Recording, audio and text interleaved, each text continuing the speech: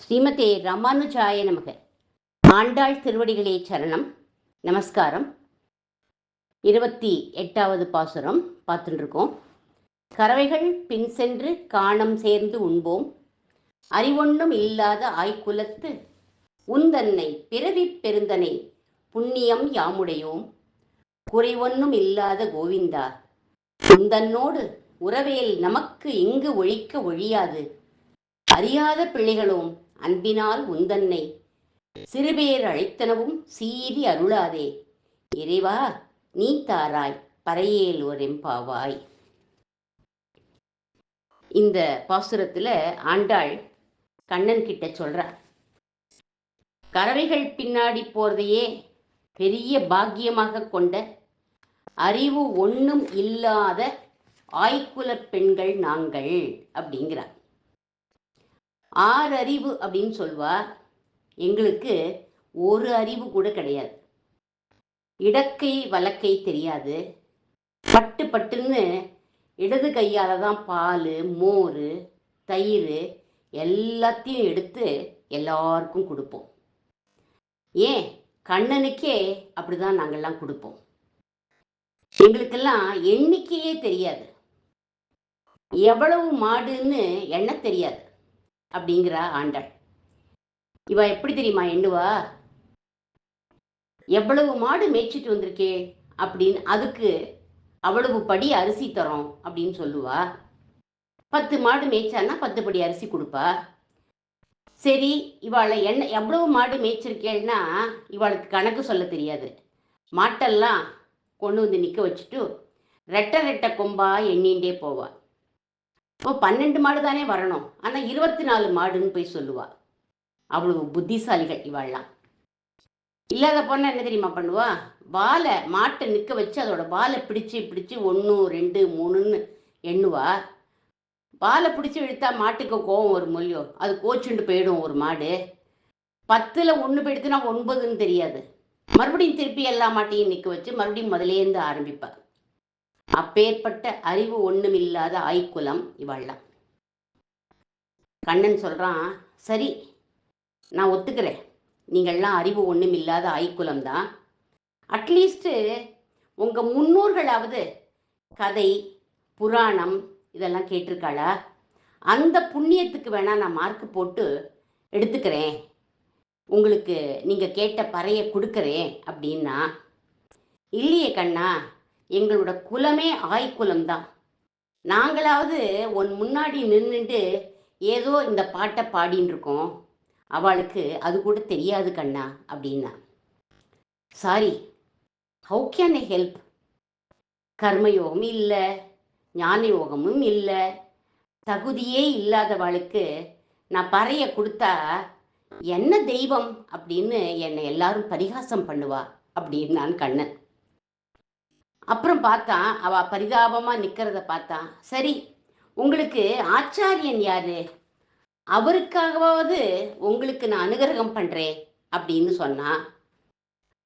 உடனே ஆண்டாள் சொல்றா, கறவைகள் பின் சென்று காணம் சேர்ந்து உண்போம்னு நான் தான் முன்னாடியே சொல்லிட்டேனே கண்ணா அப்படின்னா. அதாவது பசுக்கள் தான் எங்களுக்கு ஆச்சாரியன் அப்படின்னு சொன்னான். உங்களுக்கு ஆச்சாரியனும் இல்லை, நீங்களும் எந்த புண்ணியமும் பண்ணலை அப்படிங்கிறேன், என்னால் ஒன்றுமே கொடுக்க முடியாது, கிளம்பி போங்க எல்லாரும் அப்படின்னு விட்டான். இப்போதான் ஆண்டாள் இங்கே ஒரு ட்விஸ்ட் வைக்கிறார். வெயிட் கிருஷ்ணா, நாங்களா ஒரு புண்ணியமும் பண்ணலை, ஆனால் எங்களை தேடி வந்த புண்ணியம் ஒன்று இருக்கு. அந்த புண்ணியத்துக்கு தினமும் பால், தயிர், வெண்ணெய் எல்லாத்தையும் ஊட்டி ஊட்டி ஊட்டி ஊட்டி வளர்த்து வச்சிருக்கோம். அந்த புண்ணியம் எங்ககிட்ட இருக்கிற போது நாங்க ஏன் புண்ணியத்தை தேடி போகணும் அப்படின்னு கேட்டார். அப்படிங்கிற ட்விஸ்டை வச்சாவோ. அப்படியா, அது என்ன புண்ணியம் உங்ககிட்ட இருக்கு சொல்லுங்கோ அப்படின்னா, உந்தன்னை பிறவி பெருந்தனை புண்ணியம் யாமுடையோம் அப்படின்னா. அறிவில்லாத எங்களுக்கு, பள்ளத்துல இருக்கிற எங்களுக்கு அனுகிரகம் பண்றதுக்காக நீ எங்களுடைய குலத்துல வந்து உதிச்சிருக்க. நீ ஆசைப்பட்ட குலமாச்சே எங்கள் குலம், அதுதான் நாங்க செஞ்ச புண்ணியம். நீ நினைச்சா எந்த குலத்துல வேணாலும் அவதாரம் பண்ணலாம். ரிஷிகளோட மத்தியில வந்து அவதாரம் பண்ணலாம். இச்சுவாகு குலம் உள்ளிட்ட மன்னர்கள் குலத்துல அவதரிக்கலாம். ஆயர் குலத்து அணிவிளக்கா வந்து எங்கள் மத்தியில வாழறியே, அது நிச்சயமா எங்களை தேடி வந்த புண்ணியம் அப்படின்னு அர்த்தம்.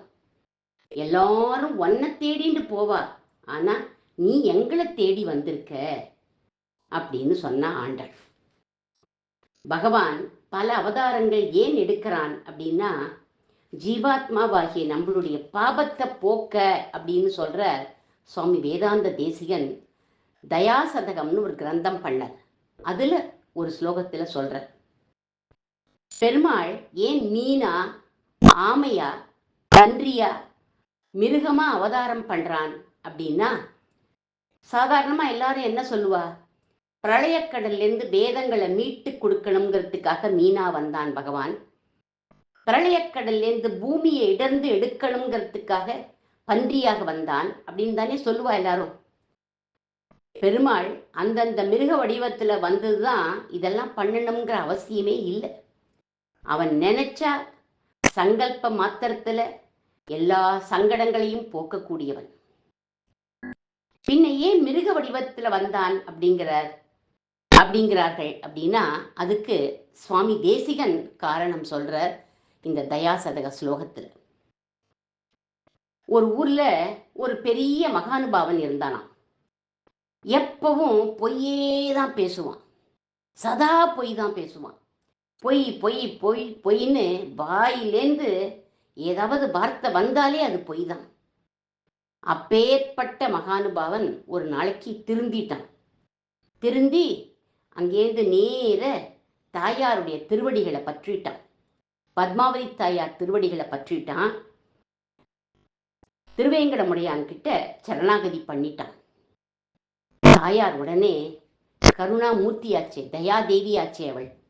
அதனால இவனுக்காக பெருமாள் கிட்ட சொல்றாளாம், குழந்தை திருந்தி வந்துட்டான், அதனால இவனுக்கு இந்த பிறவி முடிவிலேயே நீங்க மோட்சம் கொடுத்துருங்கோ அப்படின்னு ரெக்கமெண்ட் பண்ணினான், புருஷகாரம் பண்ணினான்.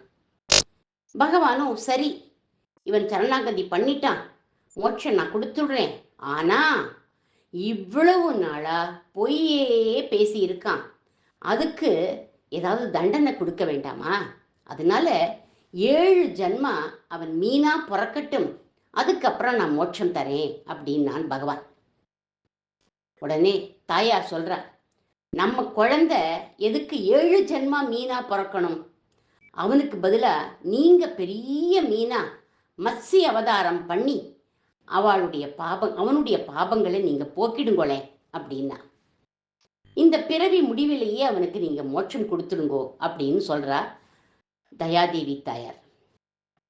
நம்ம கிரகத்துல கூட தாயார் சொல்லுவாளே, என்ன சொல்லுவா, அப்பா உன்னோட ஹோம்ஒர்க் எல்லாம் பண்ணி வச்சுடுவாடா, நீ போய் விளையாடு அப்படின்னு சொல்லுவா இல்லையா தாயார். அந்த மாதிரி இங்க தயாதேவி தாயாரும் சொல்ற. பெருமாளும் தயாதேவியே சொல்லிட்டா அப்படின்னு பெரிய அவதாரம், மத்ஸ்ய அவதாரம் எடுத்து, பெரிய மீனா அவதாரம் எடுத்து இவனுடைய பாபத்தை எல்லாம் திருவேங்கடமுடையான் போக்கிட்டான். அந்த பிறவி முடிவிலேயே அந்த பொய் பேசி சரணாகதி பண்ண மகானுபாவனுக்கு மோட்சமும் கொடுத்துட்டான். அதே மாதிரி இன்னொருத்தனுடைய வாழ்க்கையில அவன் வாழ்க்கை முழுக்க கருமியாவே இருந்தானான். காலனா தான தர்மம் பண்ண மாட்டான், கஞ்ச கருமி அவன். எச்ச கையால கூட காக்கா ஓட்ட மாட்டான். இவனும் ஒரு நாளைக்கு மனசு திருந்தி தாயார முன்னிட்டு திருவேங்கடமுடையான் திருவடியில சரணாகதி பண்ணிட்டான். பெருமாள் சொன்ன, இவன் கருமியா இருந்ததுனால 7 ஜன்மா பன்றியா பிறக்கட்டும், அப்புறமா நான் அவனுக்கு மோட்சம் கொடுக்கிறேன் அப்படின்னார். தயாதேவி இவனுக்காக பரிஞ்சு பேசினா. பகவானும் இவனுக்காக மகாவராகனா அவதாரம் பண்ணி கருமியோட பாபத்தை எல்லாம் போக்கிட்டான். அந்த பிறவி முடிவிலேயே அவன் மோட்சம் போயிட்டான். இப்படி தயாதேவியோட கருணையால தான் பகவான் பக்தர்களுடைய பாபத்தை போக்க மீனாகவும் ஆமையாகவும் பன்றியாகவும் வந்தான்னு சுவாமி வேதாந்த தேசிகன் இந்த ஸ்லோகத்தில் சொல்றார். அவதரண விசேஷைஹி ஆத்மலீலா அபதேச்சைஹி அவமதிமனுகம்பே மந்த சித்தேஷு விந்தன் விருஷபசிகரிநாதக த்வன் நிதேச்சேன நூனம் பஜதி சரண பாஜாம் பாவினோ ஜன்மபேதான். இப்ப நான் சொன்னதெல்லாம் இந்த ஸ்லோகத்துல அவர் சொல்லியிருக்க. இப்படி பல அவதாரங்களை பகவான் யாருக்காக எடுக்கிறான் அப்படின்னா நமக்காகத்தான் எடுக்கிறான். தயாதேவியின் தூண்டுதலால்தான் எடுக்கிறான் அப்படிங்கிறார் சுவாமி தேசிகன் இந்த இடத்துல. நம்மளுடைய பாபங்களை போக்க பல அவதாரங்கள் எடுக்கிறான் அப்படின்றார். அதனால ஆண்டாள் சொல்ற, எங்களை ரட்சிக்க எங்கள் மத்தியில புண்ணியமா நீ அவதாரம் பண்ணி இருக்க, அதனால நீ எங்களுக்கு அனுகிரகம் பண்ணியே ஆகணும் கண்ணா அப்படிங்கிறார். அதை கேட்டுட்டு கண்ணன் ஒரு ட்விஸ்ட் வைக்க போறான். என்ன ட்விஸ்ட்?